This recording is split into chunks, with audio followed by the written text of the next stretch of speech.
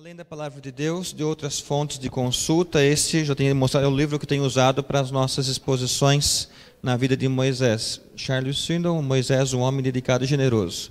Nós estamos aqui no livro. O que significa isso? Só faltava ouvir um amém, né? Está acabando o livro. Eu estou muito tranquilo em relação a isso, porque na semana passada o pastor Diego pregou aqui à noite, vocês estavam aqui, né? E eu não falei para ele que estava pregando em Moisés e nem pedi para que ele pregasse. E qual foi o personagem que ele mencionou? Deus tem um propósito. Eu achei que ele... os irmãos têm um descanso, né, das exposições, do tema do personagem Moisés. Como Deus, na verdade, Moisés é o personagem, mas o personagem principal é Deus agindo através dele. Mas o próprio Diego veio e pregou. Aí fiquei mais tranquilo. Eu falei, vamos continuar, vamos até o fim. Agora pela manhã veremos ainda uma abordagem, à noite, e permitindo o Senhor, semana que vem encerramos toda essa sequência. Nas minhas contas, mais ou menos, tivemos acho que 18 exposições, essa acho que é 19ª, do conteúdo, da ação de Deus em diversas fases na vida deste homem. Uma pergunta para nós aqui nessa manhã, que eu creio que nos ajuda a caminhar pelo conteúdo de hoje. Como seria substituir alguém como Moisés? Você entra no lugar dele. Pelo todo histórico, por tudo que ele passou, pelo treinamento pelo qual Deus o conduziu. Josué teve essa responsabilidade, mas vislumbre um pouco, tente visualizar, olhar para Moisés e falar, eu tenho que substituir esse homem na entrada da terra prometida. Aliás, como é substituir alguém que por tanto tempo teve forte influência? Como que é substituir alguém que se destacou na liderança, num cargo, numa função? Que peso a pessoa que está assumindo tem sob os seus ombros? Aliás, nós sempre associamos o ministério, um trabalho, com a pessoa, na verdade. A pessoa deixou o trabalho com a sua cara, com a sua personalidade. Parece que o trabalho em si fica com a marca da pessoa. Por exemplo, pensando na história da igreja, nos missionários, são vários influentes. Mas eu creio que um dos mais influentes é o chamado Hudson Taylor. Conhecemos a história do inglês Hudson Taylor. Que trabalho que ele fez na China. Um trabalho muito marcado pela dedicação. Ele começou em 1855, meados dessa época. Igreja, ele ficou 51 anos na China. Fez algumas viagens, pegou turbulência na embarcação, tempestades no mar. Mas ele foi responsável, por exemplo, na China, pela ida de aproximadamente 800 missionários na China. Ele que fundou aquela missão para o interior da China. Desses missionários que foram, eu tenho um pouco receio com essas, contando-se conversões. Mas, enfim, dentro dos dados que nós temos, aproximadamente 18 mil pessoas chegaram aos pés de Cristo, através da influência desse homem que começou se entregando nas mãos do Senhor. E tantos outros que chegaram. Só que o Hudson Taylor, ele faleceu, e alguém teve que assumir o ministério dele, que aliás existe até hoje, acho que siglas é OMG, alguma coisa assim. Só que ninguém lembra, ninguém sabe o nome de quem assumiu, na verdade. Ninguém sabe quais foram. Lembramos de Hudson Taylor, que deixou a sua marca. Alguma informação que eu tive é que esse alguém que assumiu trabalhou muito bem, remodelou algumas coisas, mas fez um belo trabalho missionário começado por Hudson Taylor. E assim acontece, igreja, ao longo da história, em diversas situações e funções. Às vezes não conhecemos tanto aquele que está continuando, mas os anteriores que fizeram início, deixaram a sua marca. Abra em Números 14, por favor, dos versos 27 a 30, depois nós iremos para mais algumas passagens bíblicas. Números 14, dos versos 27 a 30. A pergunta é: quem era qualificado para ocupar o lugar de Moisés? Você já sabe da resposta, né?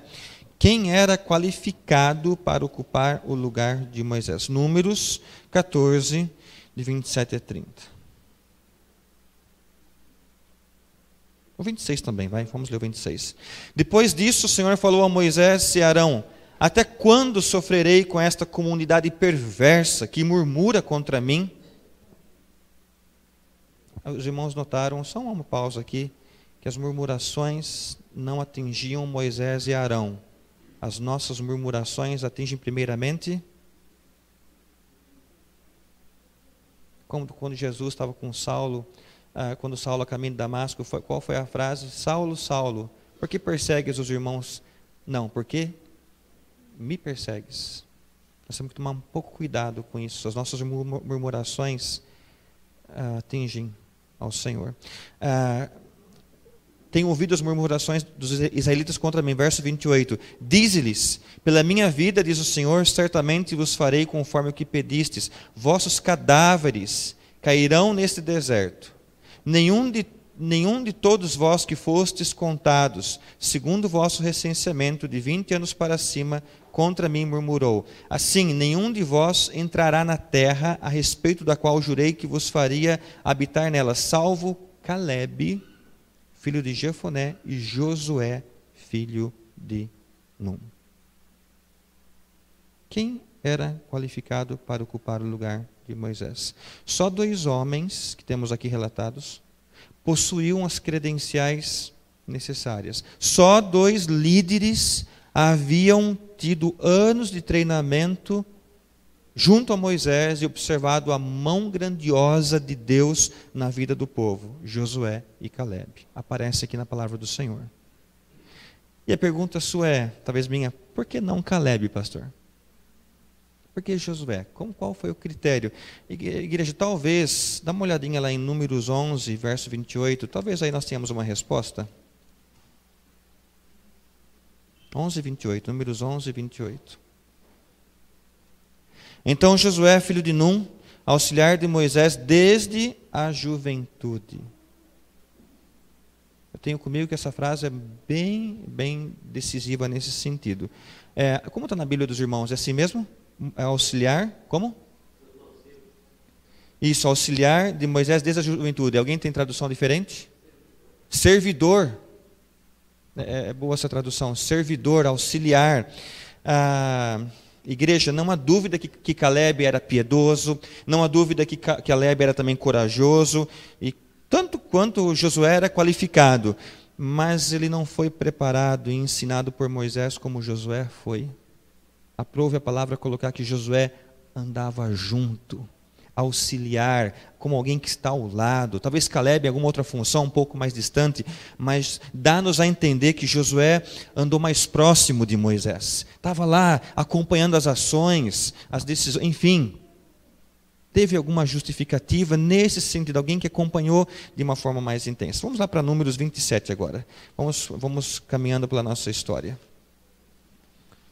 A intenção não é que demore tanto pela manhã, já que temos um bom conteúdo da palavra, a gente continue à noite.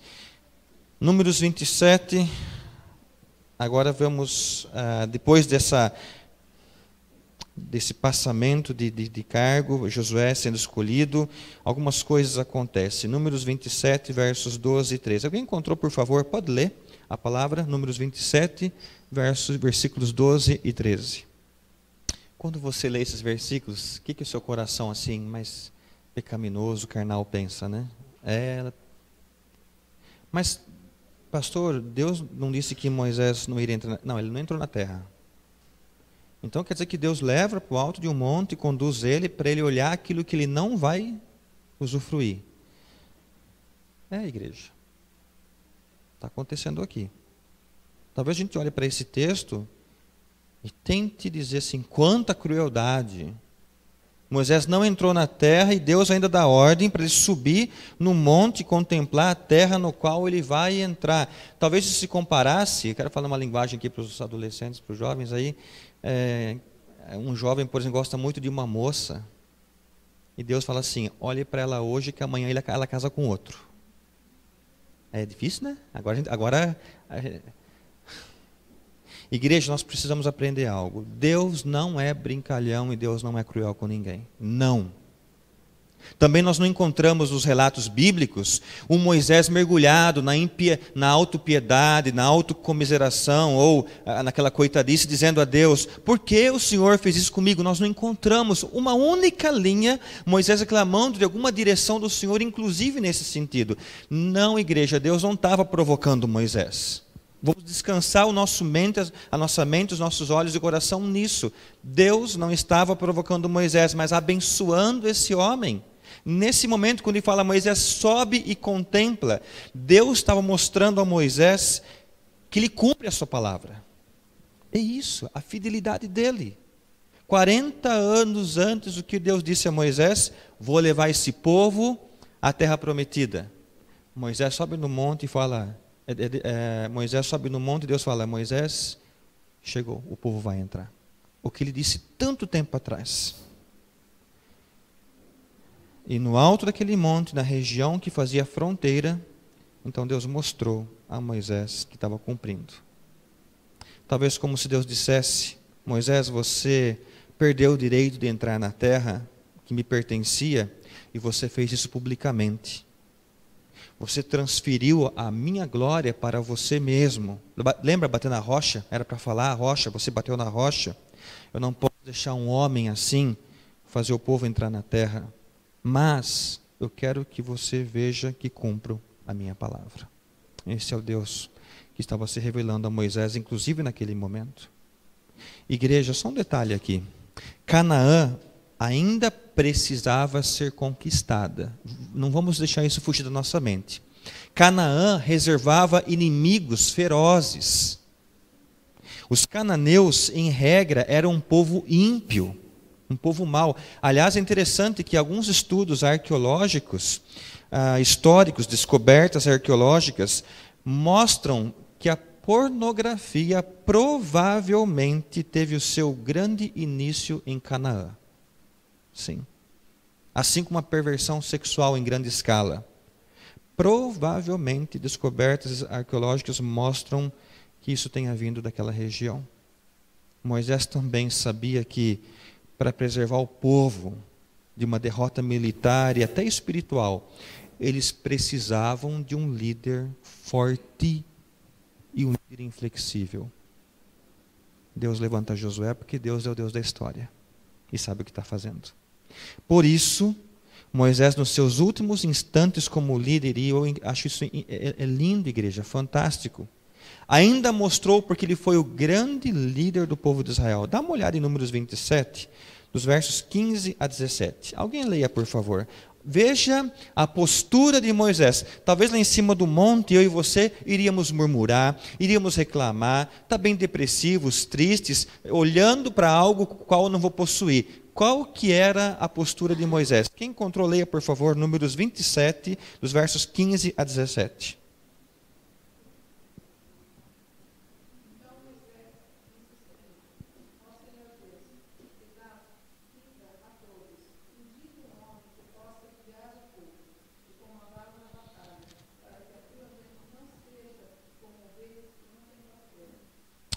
Moisés, aliás, igreja, esse é o pedido de um homem que não está amargurado, mas que tem um coração generoso. Moisés fez 2 pedidos ao Senhor em relação ao seu substituto. Moisés sabia que o novo líder deveria ter pelo menos 2 qualidades essenciais. A primeira delas, qual que é? Está no verso 15, 16. Nomeie um homem. Deus, algumas versões traz ponha um homem. Alguém tem essa versão? Ponha um homem. Escolha. Deus, o Senhor escolhe. O Senhor nomeia. Talvez Moisés pudesse dizer a Deus assim: Deus, eu estou com uma listinha aqui no bolso, eu tenho alguns nomes para indicar. Aí o Senhor, de repente, desses nomes o Senhor escolhe alguém. Sabe, eu conheço muita gente, estou caminhando um bom tempo, tem esse. Aliás, há uma tendência em nós em fazer isso, não é verdade, igreja? Moisés foi sábio o bastante para dizer: Senhor, que a escolha seja sua. Apenas me diga quem é o escolhido. Só isso. Essa é uma primeira atitude que ele tem ao passar o bastão, ao seguir em frente. A pergunta é, por que Moisés agiu assim? Igreja, provavelmente Moisés já conhecia Deus, como Deus agia, como nós lemos, lembra a passagem em 1 Samuel? O homem vê o exterior, porém o Senhor vê o coração. Moisés, já de tanto caminhar com Deus, ele sabia a qual Deus ele estava servindo. Alguém que não vê. Ora, Deus o convocou para ministrar com 80 anos de idade? Que Deus é esse? É um Deus que não vê o exterior, mas vê o coração. Ele era a prova disso, esse líder. Lembra que Samuel precisava encontrar um sucessor para Saul, o primeiro rei de Israel? E nós conhecemos a história. Saul era alto, a cabeça e o ombro se sobressaíam em relação aos demais. Provavelmente era belo, atraente ou até impressionante em sua postura. Enfim, abreviando a história, dentre todos os filhos de Jessé, quem foi escolhido? Davi. Aquele que está... Acho que isso é normal em grandes famílias, né? Tem que contar se todos estão dentro de casa. Onde está Davi? Está pastoreando, está aí. Era o adolescente esquecido. Foi o escolhido por Deus. Por quê? Porque Deus vê o íntimo e não só o exterior. Essa é a primeira condição. A segunda o segundo pedido que Moisés faz a Deus está no verso 17. Alguém que saia e entre à frente deles. Ninguém tem a Bíblia viva aqui não, né? Eu ia pedir para ler nessa versão. Que alguém que saia e entre à frente deles e os faça sair e entrar, para que a comunidade do Senhor não seja como ovelhas que não têm pastor. Qual foi o segundo pedido de Moisés a Deus? Senhor, além do Senhor escolher, que quando o Senhor escolher, seja um homem com coração de pastor. Em outras palavras, Senhor, precisamos de um homem que fique em contato com o povo, alguém que se comunique com o povo. Eles não precisam de alguém elegante, ou de um gênio em termos de organização, mas precisam de um pastor, de um homem que conheça as pessoas, que ministre para essas pessoas, que compreenda, que saiba como guiá-las. Igreja, se nós estamos liderando, e aí eu falo não só com pastores, mas professores, líderes de ministérios, de organizações, ou até líderes de projetos da igreja, ou enfim, nosso ministério é formado por pessoas, não por papéis e nem por números. Essas coisas têm a sua importância e o seu lugar, mas não um lugar principal. Eu acho que faz bem eu lembrar, o pastor Paulo lembrar, os líderes lembrarem, ministério são pessoas. São pessoas. Vamos avançar um pouquinho mais. Números 27, de 18 a 23. Eu vou ler esse finalzinho. Então o Senhor disse a Moisés, toma Josué, aqui está, né, o comissionamento, filho de Num, homem em que há o Espírito, impõe-lhe as mãos. Apresenta-o diante do sacerdote Eleazar e de toda a comunidade, ordena-o diante deles, e porás da tua glória sobre ele, para que toda a comunidade dos israelitas lhe obedeça. Ele se apresentará diante do sacerdote Eleazar, que perguntará por ele na decisão do Urim perante o Senhor. Entrarão e sairão segundo a ordem de Eleazar, ele e todos os israelitas, isso é, toda a comunidade. Então Moisés fez conforme o Senhor havia ordenado, obediência evidente aqui em Moisés. Tomou Josué, apresentou-o diante do sacerdote Eleazar e de toda a comunidade, impôs-lhe as mãos e ordenou, conforme o Senhor havia falado por meio de Moisés.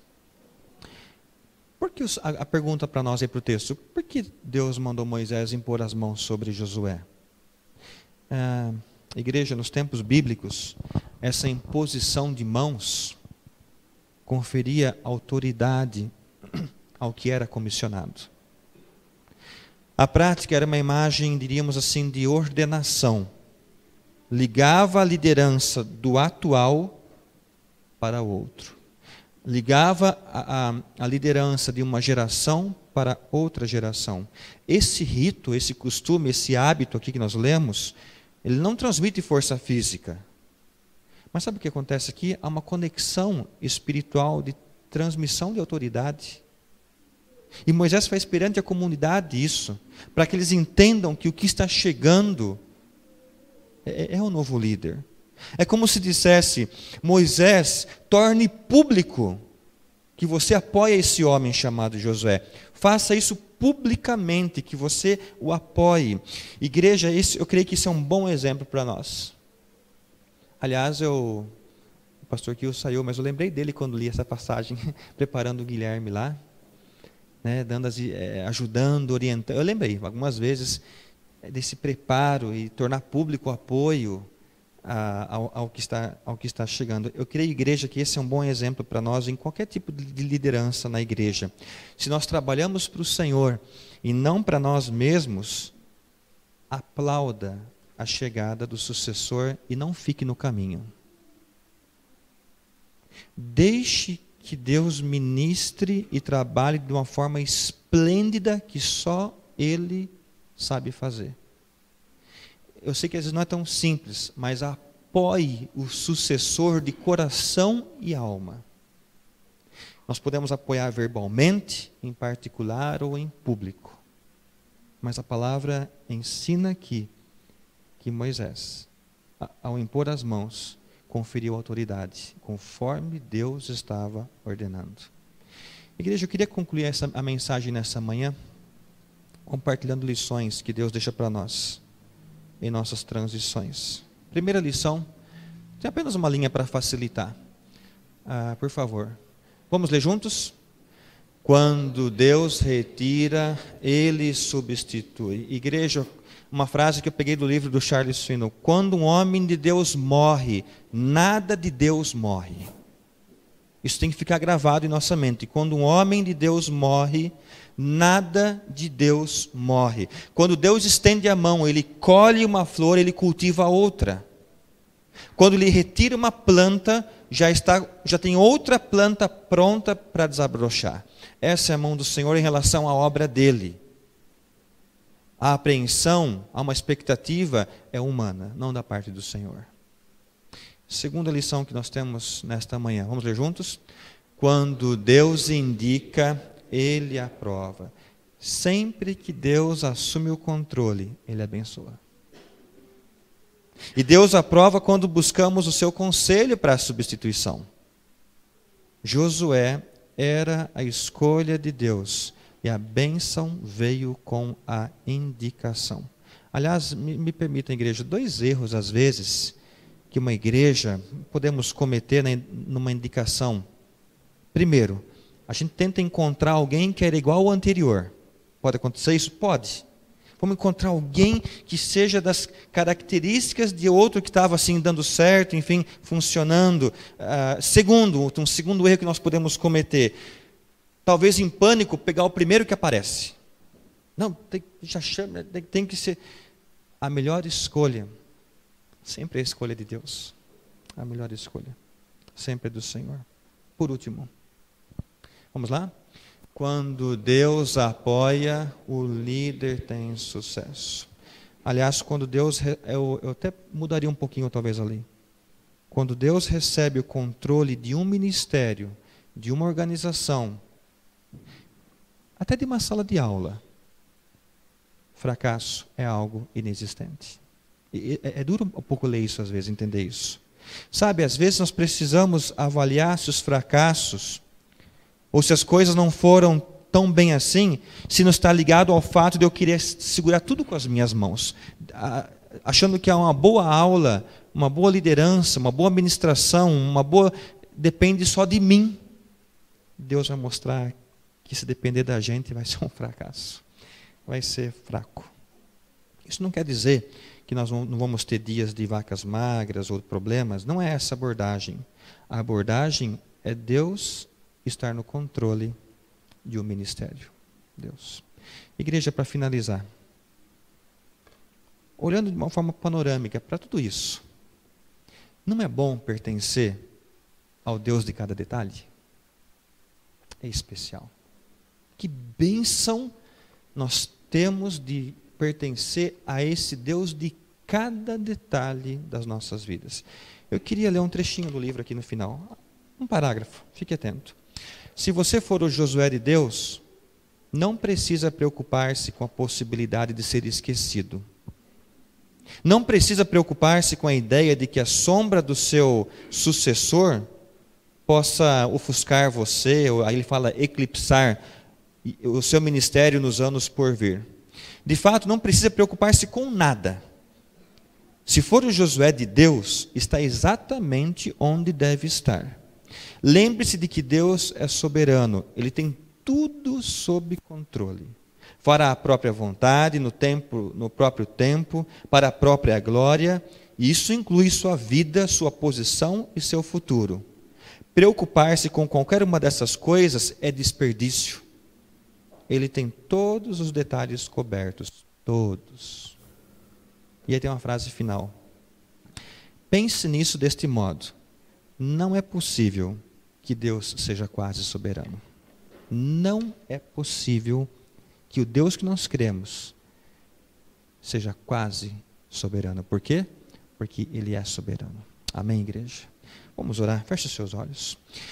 Senhor Deus, nós nos rendemos a Ti. Mesmo em nossas limitações, em nossas fraquezas, talvez tristezas, angústias, medos, nós cremos que a Tua palavra, que é a verdade, nessa manhã, através da ação do Espírito, renova a nossa confiança e entrega ao Senhor. Sensibiliza o nosso coração, como assim foi com Moisés, de conviver com o Senhor, viver pelo Senhor e para o Senhor e para a glória do Teu nome, ó Deus. Então, o Senhor conhece os corações aqui nesta manhã. A minha vida, desperta em nós mais entrega a Ti, ó Deus, em mim, aos irmãos que aqui estão. Mais temor, mais dependência. E renova, ó Deus, em nosso coração a compreensão de que o Senhor não é quase soberano, mas é soberano em todos os aspectos, em todas as suas ações, em todos os seus cuidados, sobre os ministérios dessa igreja. Abençoa os professores da escola bíblica, que se lembrem disso, os pastores, os líderes das organizações. Livra-nos, ó Deus, de achar que a solução está em nossas mãos, dos nossos medos, sabendo que é o Senhor que está acima de tudo. O Senhor tem tudo já resolvido. Que a nossa entrega seja em maturidade, crescimento e santidade ao Senhor, ó Deus. Conduz a Tua igreja, ó Deus, a cada um de nós. Precisamos, dependemos do Senhor, da Sua graça. Assim oramos, pedindo, agradecendo, em nome de Cristo Jesus. Amém. Amém.